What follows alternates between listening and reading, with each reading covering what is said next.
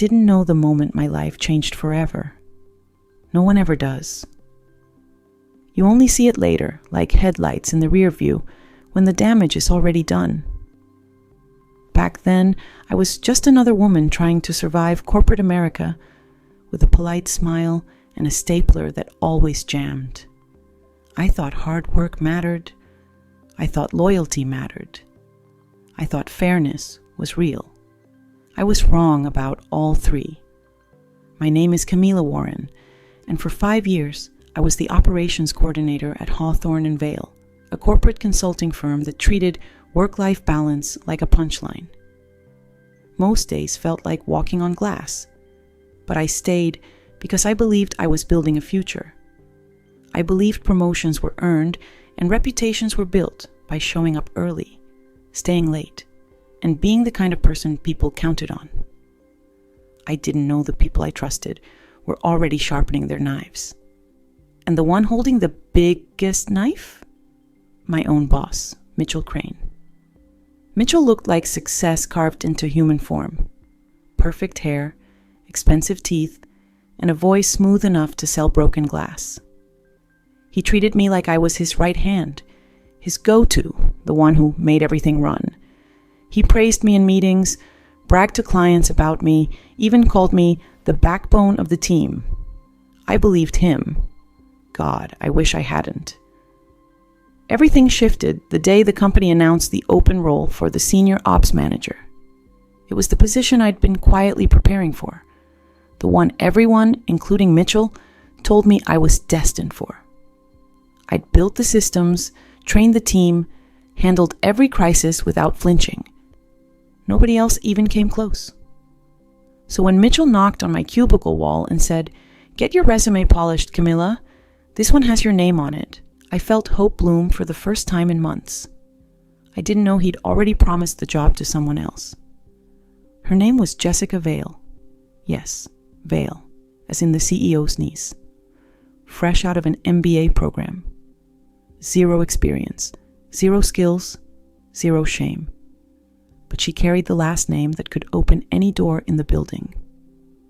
I didn't know she'd been hired for one reason: to take the job I'd spent years earning.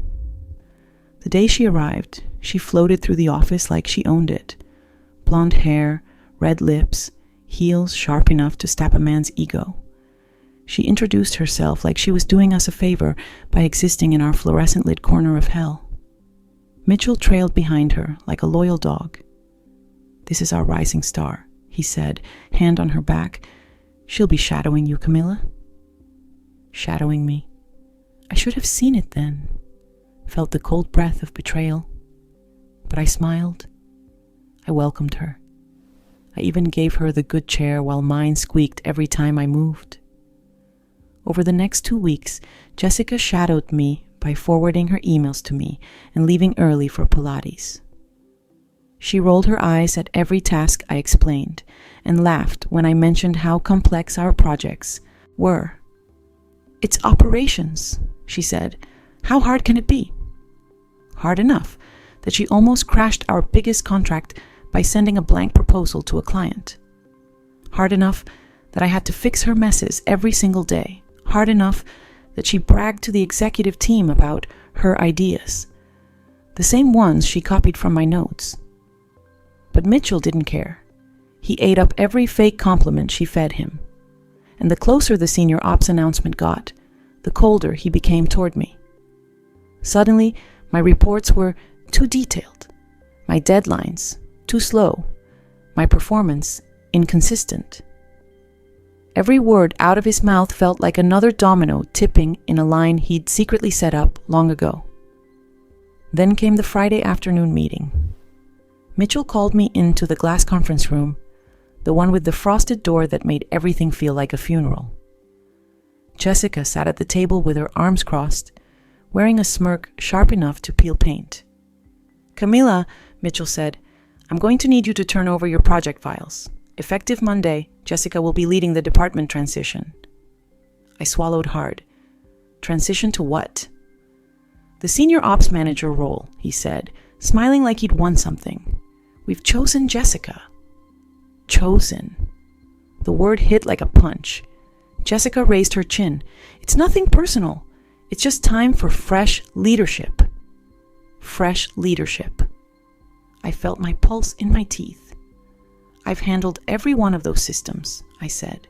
Every metric, every client, every fire. I built the entire operational pipeline. Mitchell's expression turned pitying, which somehow hurt worse. And we're grateful, he said, truly. But this is a strategic decision. Strategic, meaning political, meaning corrupt, meaning I never had a chance. I left the room with a hollow ache in my chest. Everyone stared at me as I passed, some with sympathy, some with curiosity, some with relief that it wasn't their turn on the chopping block.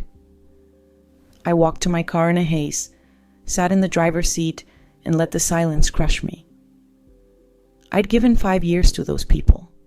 I'd sacrificed holidays, weekends, sleep. I'd covered for every incompetent hire they brought in. I'd bled for that job. And they replaced me with a woman who couldn't operate a stapler without supervision. But betrayal wasn't finished with me yet. Not even close. The following Monday, my corporate badge didn't unlock the door. I tried again, red light, again, red light. Security walked over, eyes soft with apology. Camilla, your access was removed. Removed? I wasn't fired. He hesitated. Your position was dissolved. Dissolved. A word that made me feel like I'd melted into the pavement. I pulled out my phone and emailed Mitchell. Bounce back. Address not found. Tried calling. Straight to voicemail. Then a company-wide announcement hit my inbox. Welcome, our new senior operations manager, Jessica Vale. My name was nowhere. My role, absorbed. My email, deleted like a typo. They'd erased me, just like that. I stood on the sidewalk, wind slicing through my coat, and felt something break. Something deep and old and trusting. In its place, a different feeling rose. Cold, sharp, steady. This wasn't sadness, this was resolve. Because people like Mitchell and Jessica think the world will always protect them. They think their schemes are invisible, their connections untouchable. They believe the little people like me, will just shrink away quietly. They don't know the truth. Quiet people aren't harmless. Quiet people watch. Quiet people remember. Quiet people learn where all the bodies are buried, and I knew things they never expected me to know. I'd handled their numbers, their audits, their contracts. I knew every weakness, every secret risk, every tiny crack in the walls they built around their reputations. So when the cold clarity settled into my chest, one thought formed, solid as stone. They didn't erase me. They awakened me. And I wasn't going to disappear. I wasn't going to move on. I wasn't going to forgive. No. I was going to burn their entire kingdom to the ground, one calculated move at a time. They took my job. They tried to take my dignity. What they didn't know was that the one thing they couldn't take was my power. My revenge began that night, and by the time I was done, both of them would learn the same lesson. Never betray the woman who built the empire you stand on, especially when she knows exactly how to make it fall. I didn't sleep that night. I lay in the dark, replaying every moment of the last 5 years like a surveillance tape, every meeting, every whispered conversation, every, "Don't worry about it, Camilla, I'll handle this part." Mitchell's voice echoed in my head. "I'll handle this part." I finally understood what that meant. It meant, stay out of the way while I do something I don't want you to see.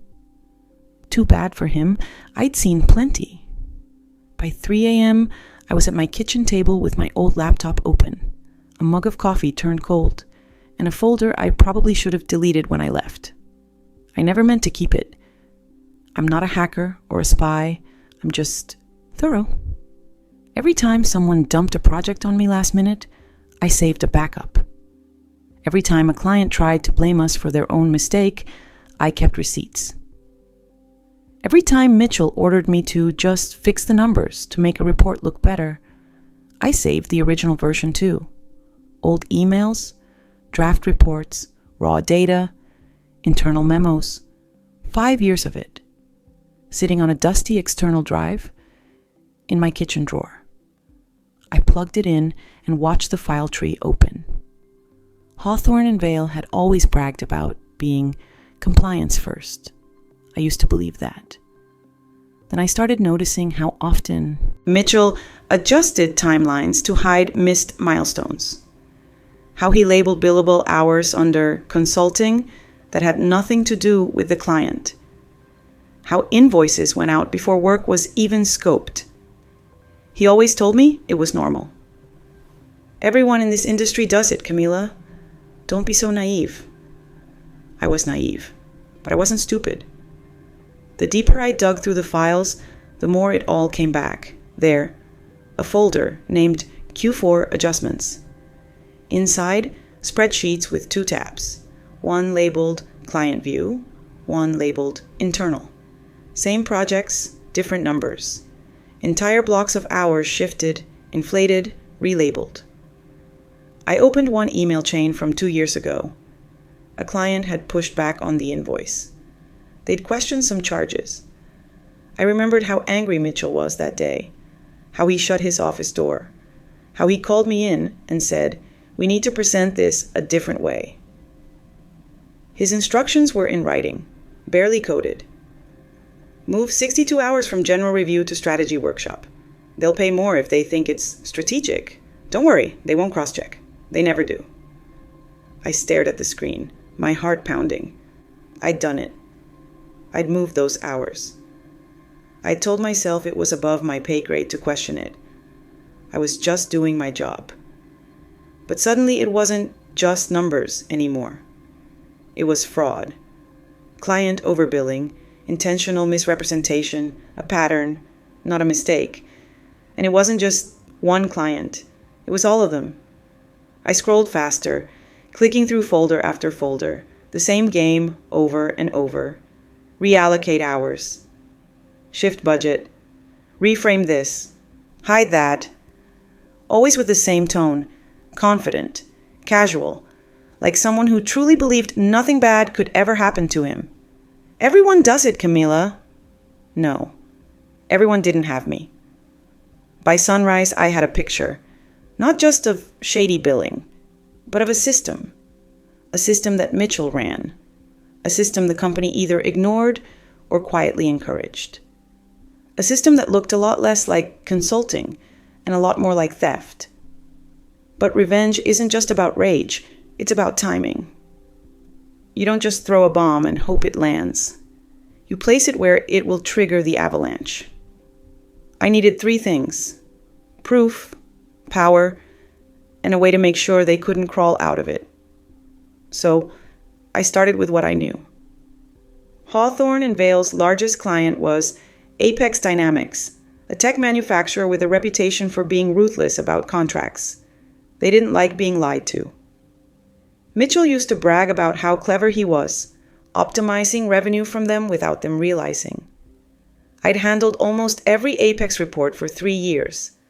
I knew exactly where the bodies were buried. I pulled up the Apex folder and started stitching the story together.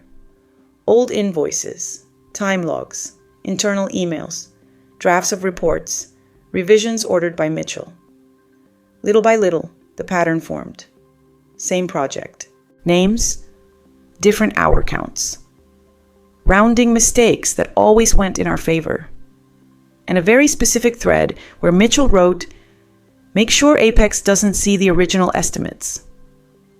I sat back and took a breath. I could go to Apex. I could send them everything and watch the fallout.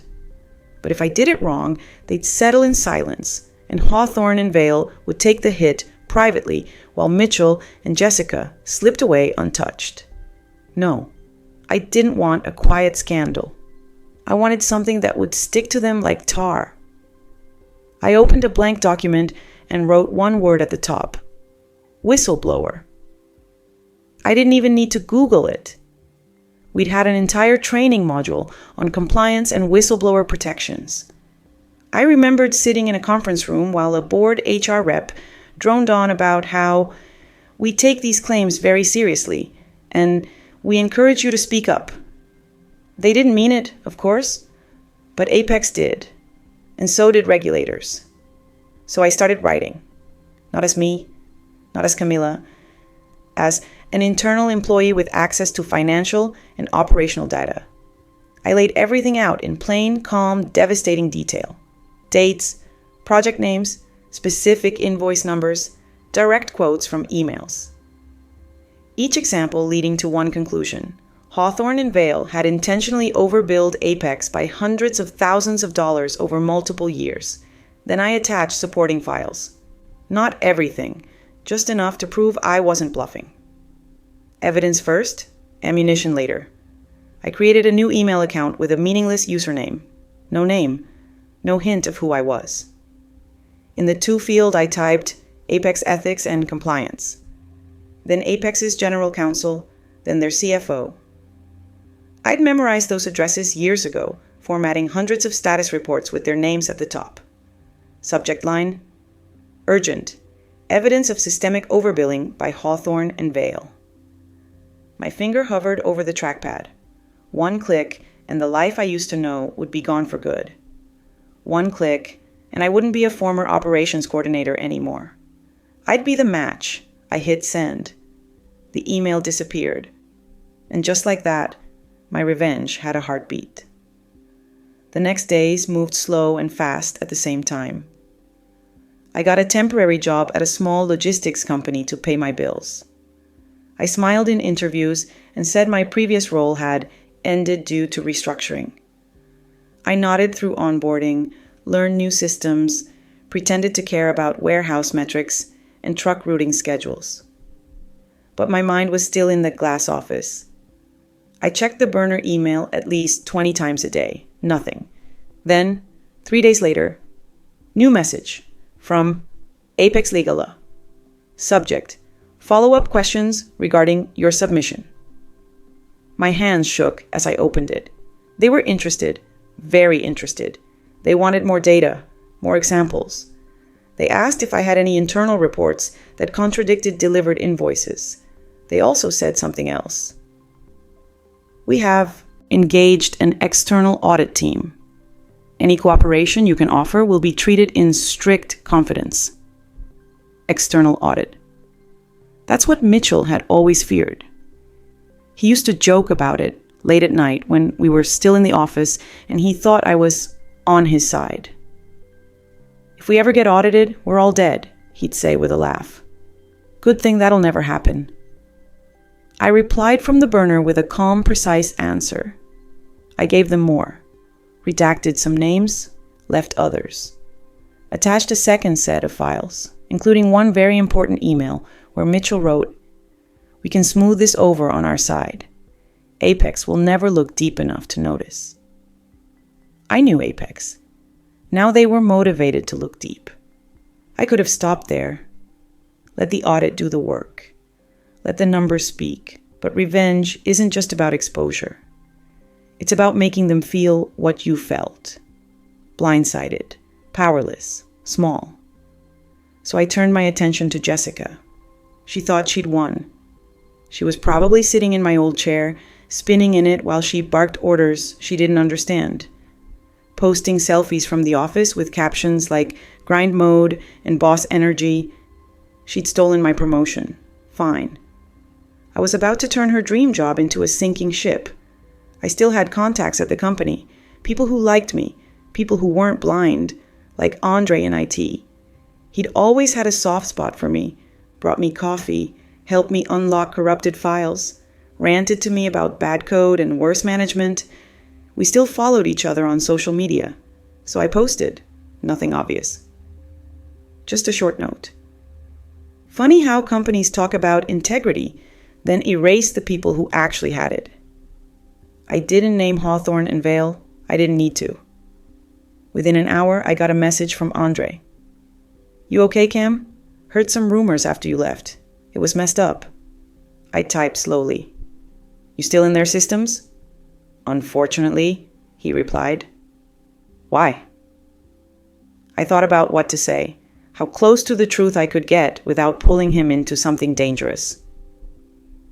Let's just say, I wrote, if an external firm suddenly asked for logs of billing changes and system access over the last 3 years, would those logs exist? His reply took longer this time. You mean the data that proves who edited, what, when? Yeah. Oh, they exist, he said. We're required to keep them. Would Mitchell know how to erase them? Not without leaving tracks. A pause. Camilla, what's going on? I smiled, small, humorless.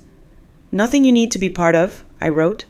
Just, if you see a request for access to those logs, don't let them get lost. He sent a single emoji, the zipped mouth face. That was enough. 2 days later, a storm rolled in, not the weather, the kind that happens in boardrooms and inboxes. Apex announced a routine review of its vendor. Relationships.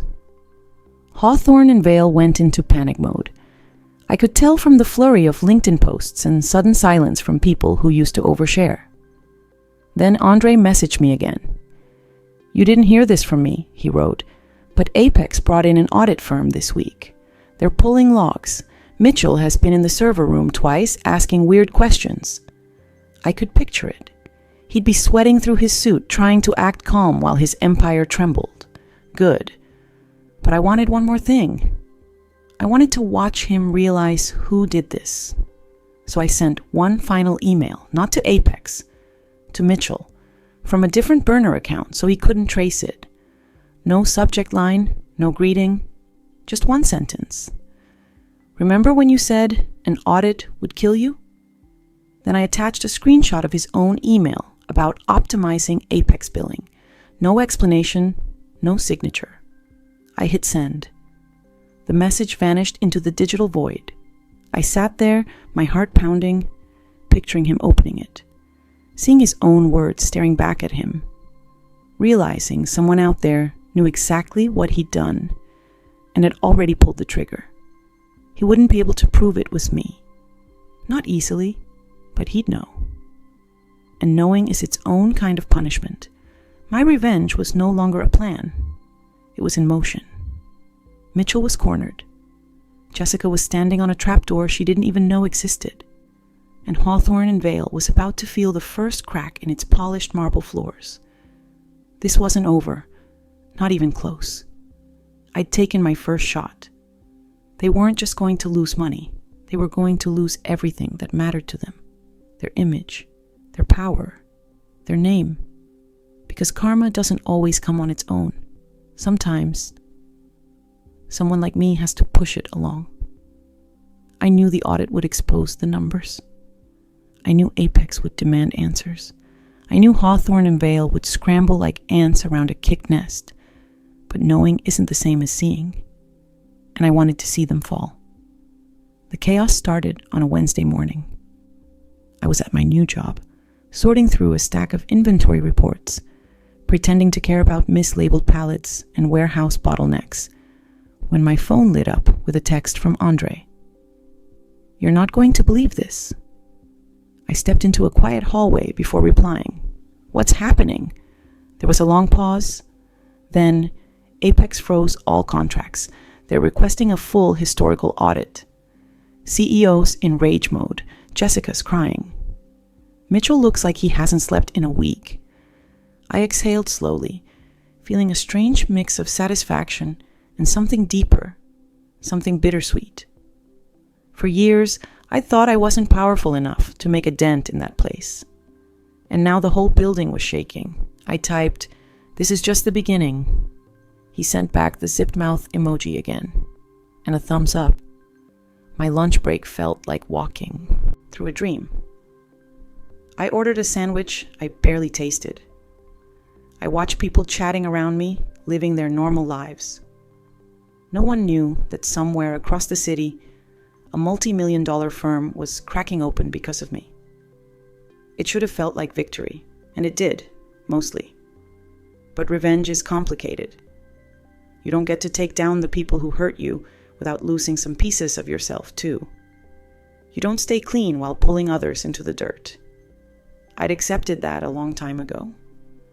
When I got home that night, I powered on the burner laptop and saw a message from Apex's audit team. They wanted more documents, more detail, more timeline clarity. They were digging deep, and they weren't stopping anytime soon. Good. I responded, attaching another set of files, emails with red flags, discrepancies between internal budgets and external invoices, a spreadsheet I'd once made just to prove to myself I wasn't crazy. Then something unexpected happened. Apex asked to talk to me, not meet me, not identify me, just talk. They offered secure channels. No recording, no tracing. Full confidentiality under whistleblower protection laws. I stared at the message for 5 whole minutes. This wasn't part of the original plan. I wanted distance. I wanted to throw stones from the shadows. But a shadow can only do so much. A voice can finish the job. I agreed to a voice-only call the next day. When I joined the meeting, my heart hammered against my ribs so hard I could barely breathe. The screen stayed black for all of us, by design, but their voices were clear, steady, professional. They didn't ask who I was. They asked what I knew. I told them. Brick by brick, I laid out 5 years of corruption. I walked them through manipulated timesheets, fabricated project scopes, ghost-billed hours, doctored reports. I quoted emails I'd never admitted to understanding at the time. They listened like I was reading the script of a crime thriller. By the end of the call, one of them said quietly, "This aligns with our findings so far. Thank you. You've done the right thing." The right thing. Funny how doing the right thing felt so much like vengeance. When I hung up, I realized something. I wasn't scared anymore. Not of Mitchell, not of Jessica, not of losing my job or ruining my reputation. They'd already taken everything they could from me. Now I was taking it back. A week later, the story broke. It wasn't a dramatic headline at first, just a quiet press release from Apex. Apex Dynamics initiates independent review of third-party billing practices. But I knew what that meant. The real storm was coming, and when it hit fast. Within days, industry forums were buzzing. Clients started talking. Rumors spread like wildfire. Hawthorne and Vail was being audited. Leadership was under scrutiny. Something big was wrong. Then came the day everything snapped. Andre sent me a message at 7:12 a.m. Camilla. They're firing people, big names. Something about misconduct and ethical breaches. My pulse quickened. Who? His reply knocked the breath out of me. Mitchell. Effective immediately. Security escorted him out. I read it 3 times. My old boss, the man who'd lied to me, used me, erased me, was out. Not gently, not quietly. Escorted out.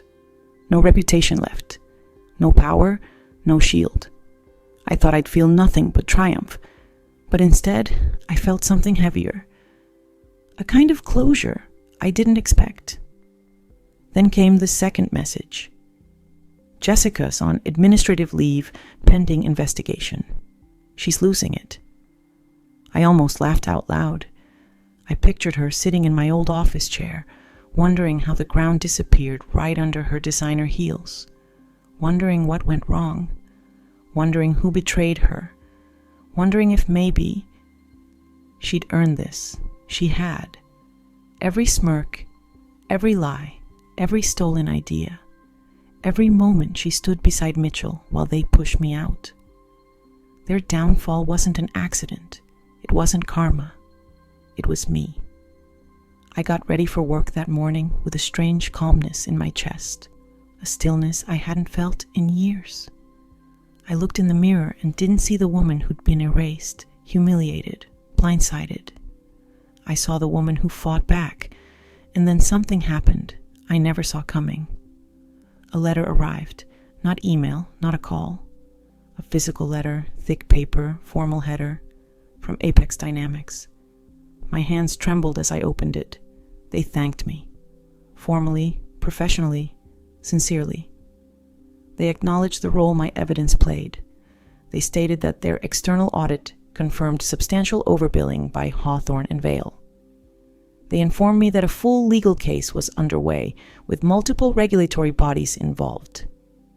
At the bottom, one line stood out: "We recognize your contribution to protecting our clients and ensuring ethical business practices. Your courage made a significant impact." Courage. I let the word settle over me. It didn't feel like courage at the time. It felt like anger, grief, desperation, a refusal to let injustice stand. But maybe courage and revenge sometimes come from the same fire. The news hit the press 2 weeks later, this time loud, bold, impossible to ignore. Major consulting firm under investigation for billing fraud. Senior managers terminated. Whistleblower involved. They didn't name me. They couldn't. But the world knew. Hawthorne and Vale wasn't the fortress they claimed to be. Clients pulled out. Partners dissolved contracts. Their reputation bled like an open wound. I checked LinkedIn one night and saw it. Hawthorne and Vale is deeply committed to rebuilding trust. Corporate language, corporate panic. They were drowning, and I wasn't going to throw a life raft. Not after what they did to me. Not after what they did to everyone who trusted them. But revenge has its limits. There comes a point where you're not fighting anymore. You're just watching the fire burn itself out. And I'd reached that point. So I did something unexpected. I closed the burner accounts. I deleted the folders. I powered down the old laptop one last time. Not out of fear, but because the war was over. I didn't need to destroy them anymore. They were already collapsing under the weight of their own corruption. And me? I had a new job. A quiet life. A sense of strength I never knew I could have. One evening, months later, I walked past the glass tower of Hawthorne and Vale. Construction tape wrapped around the entrance. Workers inside tore out old branding, old carpet, old lies. A stranger passing by said, "Did you hear? New management's taken over. Guess the old place had some issues." Issues. That's one word for it. I smiled. Small, private. I didn't need credit. I didn't need applause. I just needed peace. And I had it. I walked away from the building without looking back. Because revenge wasn't the end of my story. It was the beginning of a new one. A life where I wasn't afraid anymore. A life where I knew my worth, my voice, my power. A life where no one would ever erase me again. I got my justice, quietly, brilliantly, completely.